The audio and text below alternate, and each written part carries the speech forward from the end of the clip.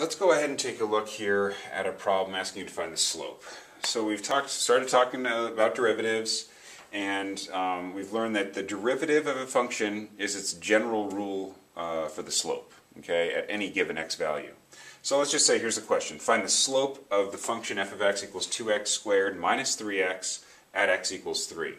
So for a question like this, if you want to find the slope at a certain value, well, the first thing you would do is you would find the derivative of your function.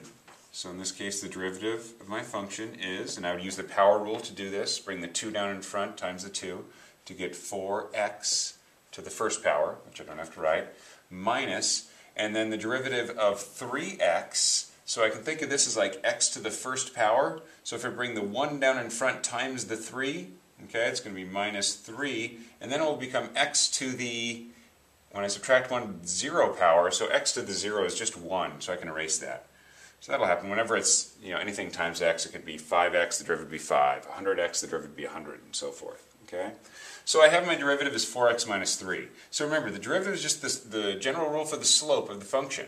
So meaning, at any value of x, if I want to know what the slope of this function is at any value of x, I would just plug in that value. So in this case, I want to know what is the slope at x equals 3. I plug 3 into this.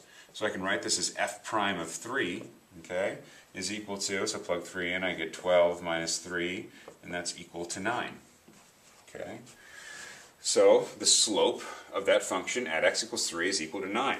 And that's, when you see something written as f prime of 3 equals 9, that's exactly what it means. The derivative, at x equals 3 is equal to 9. Derivative and slope are synonyms, so the slope of the function is 9 at x equals 3. And if I had asked for any other x value at x equals 10, at x equals negative 5, you would just have taken the derivative and plugged that particular x value in.